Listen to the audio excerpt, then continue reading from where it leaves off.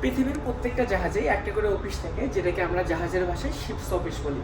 তো এই শিপস অফিসটা হচ্ছে জাহাজের ডিজাইন অনুযায়ী বিভিন্ন ফ্লোরে হয়ে থাকে। আমাদের এই জাহাজের এটা দ্বিতীয় তলায় রাখা। তো আজকের এই ভিডিওতে আমি আপনাদের এটাই দেখিয়ে দেবো জাহাজের শিপস অফিস কেমন হয়। আমি যদি এখান থেকে আপনাদের একটু দেখাই, এক এক জাহাজের ডিজাইন যদিও এক এক রকম। আমি যেখানে আছি এখান থেকে এটা প্রথম তলা পার হয়ে আসলেই প্রথমে আমরা এরকমের একটা ডিজাইন দেখতে পারবো জাহাজের কোথায় কী আছে না আছে, এই যে শিপস স্ট্রাকচার যে ডিজাইন যেগুলো থাকে সেটা এখানে।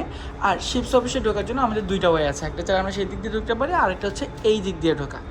এটা জাহাজের ফায়ার স্টেশন দেখতে পাচ্ছেন। জাহাজে যদি কোথাও আগুন লাগে তাহলে আমরা এখান থেকে সেটাকে নিয়ন্ত্রণ করার জন্য সমস্ত ব্যবস্থা রাখি।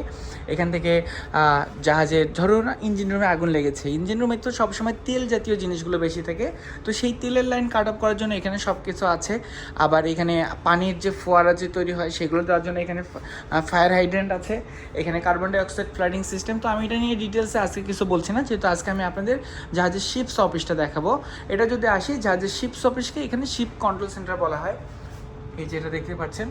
তো শিপস অফিসের ভিতরে আসলেই এটা যে শুধু কাজের জন্য এখানে রাখা আছে এরকম না, যখন আমাদের জাহাজে যে কোনো কাজ করা হয় সব কাজ তো এখান থেকে অফিসিয়াল যে কাজগুলো বেশিরভাগগুলো ডেকের লোকেরাই করে থাকে, আর ডেক অফিসার যারা থাকে তারা এখানে বসেও করে, অথবা জাহাজের ব্রিজ যে নেভিগেশন রুম সেখানে ক্যাপ্টেনের সামনে তারা বসে এই কাজগুলো করতে পারে। কিন্তু এখানে এই শিপস অফিসের একটা স্পেশালিটি হচ্ছে এখানে দেখেন শুধু কাজ করা হয় না, এখান থেকে সমস্ত রানিং মেশিনারিজের সব কিছু এখান থেকে চালিয়ে দেখতে পাওয়া যায়। এখানে কিছু ফাইল রাখা থাকে, এই ফাইলগুলো দরকারি কাগজপত্র এখানে জমা করে রাখা হয়। এখানে কিছু মেশিনারিজ এখান থেকেও তারা অপারেট করতে পারে, এগুলো যেগুলো আমাদের জাহাজের নেভিগেশনের জন্য লাগে সেগুলো আমাদের সাথে কথা বলে ইঞ্জিনিয়ারের সাথে ডিসকাশন করে সব কিছু এখানে করা হয়। জাহাজ কীভাবে চলছে, কত ডিগ্রি টার্ন নিচ্ছে এখান থেকে সব কিছু দেখা যায়। আবার এখানে কোনো যদি অ্যালার্ম চলে আসে সেটাও এখান থেকে দেখতে পাওয়া যায়। আবার এখান থেকে যদি কোনো মেশিনারিজ চালু করার দরকার হয়, তারা কোনটা পাম্প চলছে কীভাবে চলছে সেটাও তারা এখান থেকে দেখতে পারে। শিপ কন্ট্রোল প্যানেল এখানে এটা বুঝতে পারছেন। এখানে কিছু ইনস্ট্রাকশন ম্যানুয়াল রাখা আছে।